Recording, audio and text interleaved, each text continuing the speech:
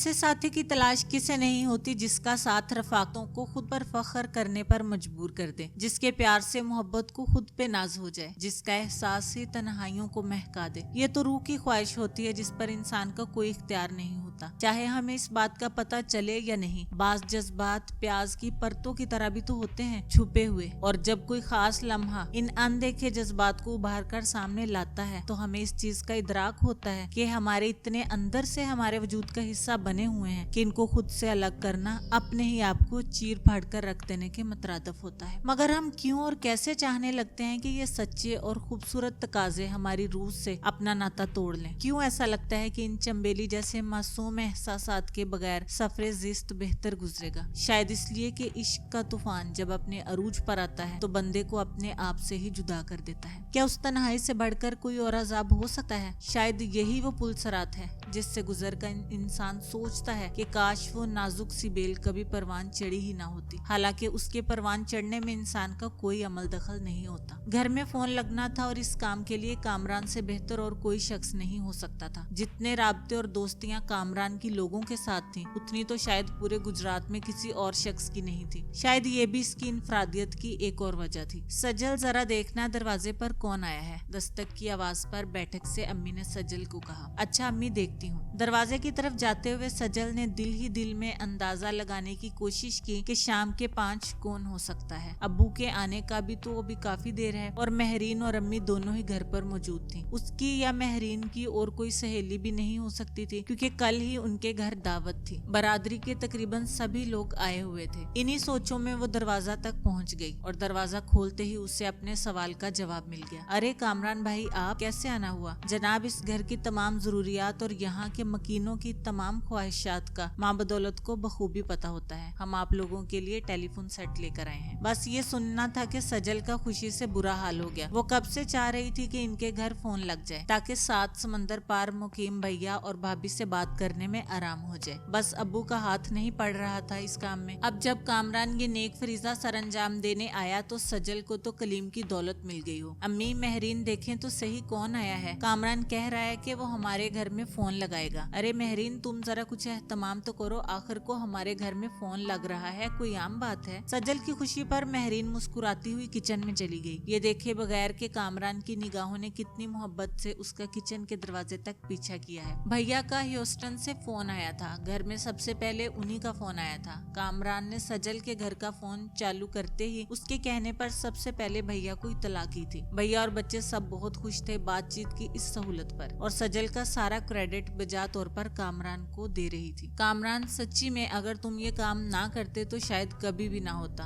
अब्बू को तो जमीन और फसलों के काम से फुर्सत नहीं है। इतने मजारे हैं, इतने नौकर हैं हर चीज की देखभाल के लिए, पर अब्बू का एहसास जिम्मेदारी इन्हें हर वक्त मसरूफ रखता है। अम्मी ठहरी हाउसवाइफ, और यहाँ की औरतें भला कब इस किस्म के काम करती हैं? महरीन अपनी पढ़ाई में गर्क और मुझे छोटी होने की वजह से कोई किसी भी किस्म की जिम्मेदारी सौंपी ही नहीं जाती। मासूमियत भरे इस तफसीली जवाब पर कामरान बस मुस्कुराकर सजल को देख ही सका। कामरान, मुझे बहुत अच्छा लगता है जब तुम घर आते हो। यहाँ पे रौनक सी आ जाती है। तुमसे बातें करने में मुझे बहुत मजा आता है। मैं अपनी दोस्त से मिलने ही तो आता हूँ। यहाँ आकर मुझे ये लगता है कि मेरे दिल में बस सुकून ही सुकून है। गो के ये जुमला कामरान ने महरीन के बरामदे में आने के बाद कहा था। सजल ने इस बात पे ज्यादा गौर नहीं किया। वो तो बस कामरान की बात सुनकर खिल उठी थी क्योंकि इसका मतलब था कि कामरान इनके घर आता रहेगा। क्या मैं इस सुकून की वजह पूछ सकती हूँ? महरीन ने सादा से लहजे में पूछा। मुझसे पूछ रही हो? कामरान का लहजा हैरानी में डूबा हुआ था। उसका तो ख्याल था कि इस जज्बे की हवा महरीन तक पहुंच चुकी होगी जिसकी दौड़ कामरान को हर दूसरे रोज इस घर में खींच लाती थी। खाना खाने के बहाने वो हर दोपहर ऑफिस से निकलता था और महरीन के घर पहुंच जाता था, इसी उम्मीद पर कि शायद महरीन से बात कर सके। वो कि उसने मुंह खोलकर कभी महरीन से इजहार मोहब्बत नहीं किया था, मगर फिर भी उसका ख्याल था कि महरीन को उसके खलूस में छुपी मोहब्बत का अंदाजा तो हो गया होगा। मगर आज महरीन के हर जज्बे से आरी शफाफ लहजे ने कामरान को बहुत कुछ सोचने पर मजबूर कर दिया था। महरीन की बात का गोलमोल सा जवाब देकर